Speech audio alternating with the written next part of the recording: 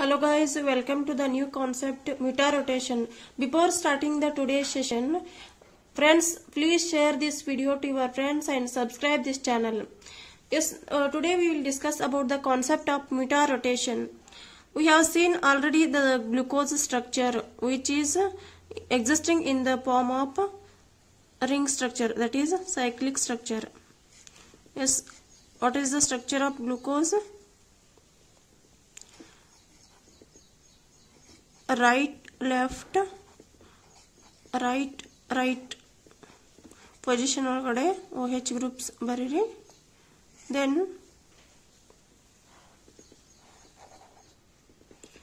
remaining part is H hydrogen. This is the ring structure of glucose. Yes, here it is oxygen. Last ದಿಂದ ಕೆಳಗಡೆ carbon ಒಳಗಡೆ ಇರುವಂತ OH group ಏನದಲ್ಲ which will be involving in the ring formation. There is a 6-member ring formation. 1 2 3 4 5 6 total ಈ oxygen ಹಿಡ್ಕೊಂಡು 5 carbon atom ಅದಾವ, 1 oxygen ಅದ. Total it is a 6-member ring. If the OH group is present in the box, inside the box, then it is alpha D glucose. This is alpha D glucose. If the OH group is outside the box, then it is beta D glucose. What it is? Now it is alpha D glucose. ಯಾಕಂದ್ರೆ OH group inside the box ಅದ.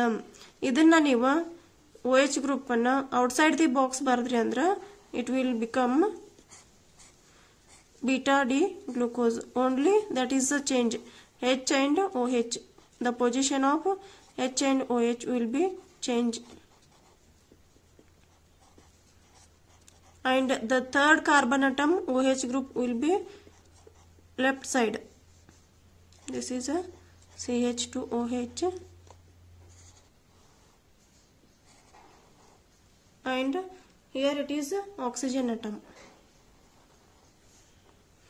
Yes, only the change in this epimeric carbon atom. This anomeric carbon atom, there is a change in H and OH position. If the OH group is inside the box, then it is alpha D glucose. If the OH group is outside the box, then it is beta D glucose. This is the change.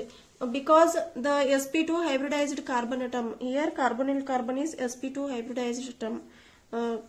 Hybridized carbon, hence the OH group it can attack from the front side or from the back side. So ನಿಮಗೆ ಇಲ್ಲಿ alpha D glucose ಒಳಗಡೆ OH group inside the box ಬರ್ತದ, beta D glucose ಒಳಗಡೆ OH group outside the box ಬರ್ತದ. These two forms are and one carbon ಒಳಗ ಎರಡು form generation ಆಗ್ತಾವ, ಎರಡು ಫಾರ್ಮ್ ಬರೀಲಿಕ್ಕೆ ಆಗ್ತದ. So these are called alpha and beta D glucose. ಅದಕ್ಕೆ ಆ ಕಾರ್ಬನ್ಗೆ ಅನೋಮೆರಿಕ್ ಕಾರ್ಬನ್ ಅಂತ ಕರಿತೀವಿ. ಇದನ್ನ ನಾವು ಲಾಸ್ಟ್ ಕ್ಲಾಸ್ ಅಲ್ಲಿ ಡಿಸ್ಕಸ್ ಮಾಡಿದೀವಿ. ನಾವು the mutarotation, how the mutarotation takes place will see. If the container having alpha D glucose, ಒಂದು ಕಂಟೈನರ್ ಒಳಗಡೆ ಅಲ್ಫಾ ಡಿ ಗ್ಲೂಕೋಸ್ ಕಂಪೌಂಡ್ ತಗೊಂಡ್ರಿ ಅಂದ್ರ that is in the plus alpha D glucose ತಗೊಂಡು ಅದಕ್ಕೆ plane polarized light pass ಮಾಡಿದ್ರಿ ಅಂದ್ರ this is a plain polarized light. What is the normal light? ನಾವು use ಮಾಡೋ ಲೈಟ್ ಏನದ normal light, which will be a scattered. ಅದು scattered ಇರ್ತದ ಎಲ್ಲಾ ಡೈರೆಕ್ಷನ್ ಒಳಗಡೆ. ಇದನ್ನ ನೀವು ಒಂದು ಪ್ರಿಸಮ್ ಒಳಗಡೆ ಪಾಸ್ ಮಾಡಿದ್ರಿ ಅಂದ್ರ, ಈ ಲೈಟ್ ಅನ್ನ ಪ್ರಿಸಮ್ ಒಳಗಡೆ ಪಾಸ್ ಮಾಡಿದ್ರಿ ಅಂದ್ರ we will get plain polarized light. ನಮಗಿಲ್ಲಿ ಪ್ಲೇನ್ polarized light ಸಿಗ್ತದ. So this plane polarized light ಅನ್ನ ಈ ಅಲ್ಫಾ ಡಿ ಗ್ಲೂಕೋಸ್ ಏನು ಕಂಟೈನರ್ ಇರ್ತದಲ್ಲ ಅದಕ್ಕೆ ಪಾಸ್ ಮಾಡಿದ್ರಿ ಅಂದ್ರ it will rotate in a clockwise direction. ಇದು ಕ್ಲಾಕ್ ವೈಸ್ ಡೈರೆಕ್ಷನ್ ಒಳಗಡೆ ರೊಟೇಟ್ ಆಗ್ತದ ಅರೌಂಡ್ 112 ಡಿಗ್ರಿ. ಯಾವ ಆಂಗಲ್ ಒಳಗಡೆ ರೊಟೇಟ್ ಆಗುತ್ತಾ 112 ಡಿಗ್ರಿ ಆಂಗಲ್ ಒಳಗಡೆ ರೊಟೇಟ್ ಆಗುತ್ತೆ. 112 ಡಿಗ್ರಿ ಆಂಗಲ್ ರೊಟೇಟ್ ಆಗತ್ತಿತ್ತಂದ್ರ, ಇಷ್ಟ ಆಂಗಲ್ ನಮಗ್ ಸಿಗಾತಿತ್ತಂದ್ರ it should be a alpha D glucose. ಅದೇನದ ಕಂಟೈನರ್ ಒಳಗಿಂದ ಅಲ್ಫಾ ಡಿ ಗ್ಲೂಕೋಸ್ ಐತಿ. Experimentally proved this one. Experiment ಒಳಗ ಮಾಡಿರ್ತಾರ ಪೊಲಾರಿಮೀಟರ್ ಎಕ್ಸ್ಪೆರಿಮೆಂಟ್ ಒಳಗಡೆ ಪ್ಲೇನ್ ಪೊಲರೈಸ್ಡ್ ಲೈಟ್ ಅನ್ನ ಅಲ್ಫಾ ಡಿ ಗ್ಲೂಕೋಸ್ ಕಾಂಪೌಂಡ್ ಗೆ ಟ್ರಾನ್ಸ್ಫರ್ ಮಾಡಿದ್ರೆ ಕಂಟೈನರ್ ಗೆ ಪ್ಲೇನ್ ಪೋಲರೈಸ್ಡ್ ಲೈಟ್ ಪಾಸ್ ಮಾಡಿದ್ರಿ ಅಂತಂದ್ರ ನಿಮ್ಗೆ ಇಲ್ಲಿ ಏನ್ ಆಂಗಲ್ ಬರ್ತದಲ್ಲ 112 ಡಿಗ್ರಿ ಒಳಗಡೆ ಏನ್ rotate ಆಗತ್ತದಲ್ಲ, which is a clockwise direction, which is in the clockwise direction ಒಳಗಡೆ ಏನ್ rotate ಆಗತ್ತದಲ್ಲ, this will be confirmed this is a alpha D glucose and this container is having alpha D glucose ಅಂತ ಹೇಳ್ಬೋದು. This is a scattered light. ಈ light ಅನ್ನ ನಾವು use ಮಾಡ್ಲಿಕ್ಕೆ ಬರಂಗಿಲ್ಲ, only PPL plane polarised light use ಮಾಡಬೇಕು. Optical activity ಅಲ್ಲೇ ಗೊತ್ತಾಗ್ತದೆ ನಮಗ. ಸೊ ಇನ್ನು ನೀವು ಬೀಟಾ ಡಿ ಗ್ಲೂಕೋಸ್ ತಗೋರಿ, ಇಲ್ಲಿ ಅಲ್ಫಾ ಡಿ ಗ್ಲೂಕೋಸ್ ತಗೊಂಡಿರಿ. Suppose the container having a beta D glucose, ನಾವು ಒಂದು ಕಂಟೈನರ್ ಒಳಗಡೆ ಬೀಟಾ ಡಿ ಗ್ಲೂಕೋಸ್ ಅನ್ನ ತಗೊಂಡು ಅದಕ್ಕೆ ಪ್ಲೇನ್ ಪೋಲರೈಸ್ಡ್ ಲೈಟ್ ಪಾಸ್ ಮಾಡಿದೀವಿ ಅಂದ್ರ it will rotate around 18 degree ಒಳಗಡೆ ರೊಟೇಟ್ ಆಗುತ್ತೆ. So it shows that this container is having a beta D glucose. ಇದು ಏನ್ ಇಂಡಿಕೇಟ್ ಮಾಡ್ತದೆ ನಮಗ ಈ ಕಂಟೈನರ್ ಒಳಗಡೆ ಬೀಟಾ ಡಿ ಗ್ಲೂಕೋಸ್ ಐತಿ ಅಂತ. Experimentally proved this one. ಅದಕ್ಕ 112 ಡಿಗ್ರಿ ಇತ್ತಂದ್ರ ಅಲ್ಫಾ ಡಿ ಗ್ಲೂಕೋಸ್ ಐತಿ ಕಂಟೈನರ್ ಒಳಗಡೆ, 18 ಡಿಗ್ರಿ ಇತ್ತಂದ್ರ ಬೀಟಾ ಡಿ ಗ್ಲೂಕೋಸ್ ಐತಿ ಅಂತ ನಾವು ಕನ್ಫರ್ಮ್ ಆಗಿ ಹೇಳ್ಬಹುದು. by using this plane polarized light, by passing a plane polarized light and it will rotate around 18 degree, then it should be beta D glucose. If it rotate around 112 degree, it should be a alpha D glucose. This is about alpha and beta D glucose. And what is the optical activity? This is also we have seen in the last class. Optical activity ಅಂದ್ರೆ the molecule rotate in a plane polarized light. Plane polarised light ಒಳಗಡೆ pass ಮಾಡಿದೀವಿ ಅಂದ್ರೆ the molecule rotate ಆಗ್ತದಲ್ಲ, ಅದಕ್ಕೆ optical activity ಅಂತ ಕರಿತೀವಿ ನಾವು. So ಇಲ್ಲಿ ಅಲ್ಫಾ ಡಿ ಮತ್ತು ಬೀಟಾ ಡಿ ಗ್ಲೂಕೋಸ್ ಅನ್ನ ಡಿಫ್ರೆಂಟ್ ಕಂಟೈನರ್ ಒಳಗಡೆ ತಗೊಂಡಿದ್ದೀವಿ ನಾವು. ಅಲ್ಫಾ ಇದ್ದದ 112 ಡಿಗ್ರಿ ಬಂದಿತ್ತು, ಬೀಟಾ ಇದ್ದದ 18 ಡಿಗ್ರಿ ಬಂದಿತ್ತು. ಸೊ ಇಲ್ಲಿ ನಾವೇನ್ ಮಾಡೋಣ, ಅಲ್ಫಾ ಮತ್ತು ಬೀಟಾ ಎರಡು ಒಂದ ಕಂಟೈನರ್ ಒಳಗಡೆ ಇತ್ತಂತ್ರ. ಅಲ್ಫಾ ಡಿ ಗ್ಲೂಕೋಸ್ ಇದ್ದದ ಯಾವಾಗ್ಲೂ ಕಾನ್ಸ್ಟಂಟ್ ಇರಂಗಿಲ್ಲ. ಅಲ್ಫಾ ಡಿ ಗ್ಲೂಕೋಸ್ ಇದ್ದದ ಬೀಟಾ ಡಿ ಗ್ಲೂಕೋಸ್ ಆಗಿ ಕನ್ವರ್ಟ್ ಆಗ್ತಿರ್ತದ. These two are the in the interconversion. ಇವೆರಡು ಇಂಟರ್ ಕನ್ವರ್ಟ್ ಆಗ್ತಿರ್ತಾವ. ಅಲ್ಫಾ ಡಿ ಇದ್ದದ ಬೀಟಾ ಡಿ ಆಗ್ತದ, ಬೀಟಾ ಡಿ ಇದ್ದದ ಅಲ್ಫಾ ಡಿ ಆಗ್ತದ. ಅದಕ್ಕೆ ಇಲ್ಲಿ ಏನ್ ಕನ್ವರ್ಷನ್ ಏನ್ ಆಗ್ತದಲ್ಲ, ಅಲ್ಫಾ ಡಿ ಇದ್ದದ್ದು ಇಲ್ಲಿ ಆಂಗಲ್ 112 ಡಿಗ್ರಿ ಇರೋದಿಲ್ಲ. ನಾವೀಗ ಆಗ್ಲೇ ನೋಡಿದ್ವಲ್ಲಿ ಅಲ್ಫಾ ಡಿ ಗ್ಲೂಕೋಸ್ ಇತ್ತಂದ್ರ 112 ಡಿಗ್ರಿ ಇರ್ತದ ಅಂತ. ಬಟ್ ಇಲ್ಲಿ 112 ಡಿಗ್ರಿ ಇರಂಗಿಲ್ಲ. ಯಾಕಂದ್ರ ಅಲ್ಫಾ ಡಿ ಇದ್ದದ ಅಲ್ಫಾ ಡಿನ ಇಲ್ಲ, ಇಲ್ಲಿ ಅಲ್ಫಾ ಡಿ ಇದ್ದದ ಬೀಟಾ ಡಿ ಆಗಿ ಕನ್ವರ್ಟ್ ಆಗ್ಲಕತ್ತದ. So plane polarised light pass ಮಾಡಿದ್ರಿ ಅಂತಂದ್ರ ಇಟ್ ವಿಲ್ ರೊಟೇಟ್. ಯಾವ ಆಂಗಲ್ ಒಳಗೆ ರೊಟೇಟ್ ಆಗ್ತದಪ್ಪ ಅಂತಂದ್ರ here it is about alpha D ಇದ್ದದ ಒಂದ್ ಅರೌಂಡ್ 90% ಐತಿ ಅಂತ ತಿಳ್ಕೊರಿ. ಅದು 10% ಬೀಟಾ ಡಿ ಒಳಗಡೆ ಕನ್ವರ್ಟ್ ಆಗತ್ತದ. ಕಂಪ್ಲೀಟ್ ಆಗಿ ಅಲ್ಫಾ 100% ಇಲ್ಲ. ಅಲ್ಫಾ ಡಿ ಗ್ಲೂಕೋಸ್ 100% ಇತ್ತು ಅಂದ್ರ ನಮಗೆ ಇಲ್ಲಿ ಏನ್ ಸಿಗ್ತಿತ್ತ, 112 ಡಿಗ್ರಿ ರೊಟೇಷನ್ ಇಷ್ಟು ಆಂಗಲ್ ಒಳಗಡೆ ರೊಟೇಟ್ ಆಗ್ತಿತ್ತ. ಬಟ್ ಇದು ಅಲ್ಫಾ ಡಿ ಗ್ಲೂಕೋಸ್ 100% ಇಲ್ಲ, it is around 90%. And beta D glucose ಒಳಗಡೆ ಏನ್ ಕನ್ವರ್ಷನ್ ಆಗತ್ತದಲ್ಲ ಅದು 10% ಅದ. So here the angle should not be 112 degree. Angle ಇಲ್ಲಿ ಡೌನ್ ಆಗ್ತದ ಮತ್ತೆ ಡಿಕ್ರೀಸ್ ಆಗ್ತದ. ಇದು 112 ಡಿಗ್ರಿ ಇರಂಗಿಲ್ಲ, ಡೌನ್ ಆಗ್ತಿರ್ತದ, ಇದಕ್ಕಿಂತ ಕಡಿಮೆ ಆಗ್ತಿರ್ತದ. ಯಾಕಂದ್ರ ಅಲ್ಫಾ ಡಿ ಗ್ಲೂಕೋಸ್ 90% ಅದ, which you can multiply with 112 degree. ಇದನ್ನ ನೀವು 112 ಡಿಗ್ರಿದಿಂದ ಮಲ್ಟಿಪ್ಲೈ ಮಾಡ್ರಿ. ಪ್ಲಸ್ ಬೀಟಾ ಡಿ ಫಾರ್ಮ್ ಎಷ್ಟದ, 18 ಡಿಗ್ರಿ ಅದ. 10% ಇದರ ಆಂಗಲ್ ಏನದ 18 ಡಿಗ್ರಿ ಅದ. 18 ಡಿಗ್ರಿ ಒಳಗ ರೊಟೇಟ್ ಆಗುತ್ತೆ. ಸೊ 10 into 18 ಡಿವೈಡೆಡ್ ಬೈ 100 ಮಾಡಿದ್ರಿ ಅಂದ್ರೆ ಅರೌಂಡ್ ಇಟ್ ಈಸ್ 102 ಬರ್ತದ. ಈ ಆಂಗಲ್ ಒಳಗಡೆ ಈ ಆಂಗಲ್ ನಮ್ಗೆ ಇಲ್ಲಿ ಸಿಗ್ತದ. ಸೊ ಈ ಆಂಗಲ್ ಏನಾಗತ್ತದ, ಇಲ್ಲಿ ಕಡಿಮೆ ಆಗತ್ತದೆ. ರೊಟೇಷನ್ ಆಂಗಲ್ ಕಡಿಮೆ ಆಗತ್ತದ, ಡೌನ್ ಆಗತ್ತದ. ಇದರಿಂದ ನಾವೇನ್ ಹೇಳ್ಬೋದು, this container does not having alpha D glucose. Alpha D glucose ಬಂದೇ ಇಲ್ಲ, ಇಲ್ಲಿ ಇಂಟರ್ ಕನ್ವರ್ಷನ್ ಅದ. ಅಲ್ಫಾದಿಂದ ಬೀಟಾ ಫಾರ್ಮ್ ಆಗತ್ತದ, ಬೀಟಾದಿಂದ ಅಲ್ಫಾ ಫಾರ್ಮ್ ಆಗತ್ತದ. ಒಂದ ಫಾರ್ಮ್ ಒಳಗಡೆ ಇಲ್ಲ. ಇದು ಎಲ್ಲಿವರೆಗೂ ಆಗ್ತದಪ್ಪ ಅಂದ್ರೆ ಇಕ್ವಿಲಿಬ್ರಿಯಂ ಪೊಸಿಷನ್ ಬರೋವರೆಗೂ ಆಗ್ತದ.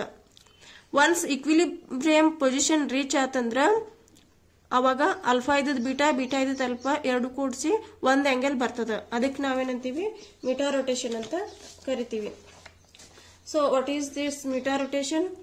ಮೀಟಾ rotation is alpha is converting into beta, alpha is converting into beta and beta is converting into alpha. see this container having a alpha and beta are interconverting. And at equilibrium position alpha iddud beta convert ಆಗ್ತದ, beta iddud alpha convert ಆಗ್ತದ. ಒಂದು equilibrium position ಬರುತ್ತನೂ interconvert ಆಗ್ತಾ ಇರ್ತದ. equilibrium position ಬಂತು ಅಂತಂದ್ರ ಆವಾಗ meta rotation stop ಆಗುತ್ತೆ. Alpha is converting to beta, beta is converting to alpha. That is called meta rotation. But when the this equilibrium came, the meta rotation will be stop. Equilibrium position bantu andre meta rotation stop ಆಗಿಬಿಡ್ತದ. Here alpha is converting into beta and beta is converting into alpha and the angle is 52 degree centigrade. ಅದರದ alpha ಇದ್ದದ beta, beta ಇದ್ದದ alpha convert ಆಗೋ ಮುಂದೆ ಅದರ equilibrium position ಒಳಗಡೆ angle ಏನದಲ್ಲ ಅದು 52 degree ಇದೆ. alpha ಇತ್ತಂದ್ರ at alpha equilibrium position ಒಳಗಡೆ 112 ಡಿಗ್ರಿ ಇತ್ತು. beta ಇತ್ತಂದ್ರ only alpha form 112 ಡಿಗ್ರಿ ಇತ್ತು. beta form ಎಷ್ಟಿತ್ತು 18 ಡಿಗ್ರಿ ಇತ್ತು. ಇಲ್ಲಿ in between alpha and beta at equilibrium position ಏನ್ ಬರ್ತದಲ್ಲ, equilibrium position ಒಳಗಡೆ alpha is converting into beta and beta is converting into alpha. At that equilibrium position the angle should be 52 degree. This is around 52 degree ಅದ.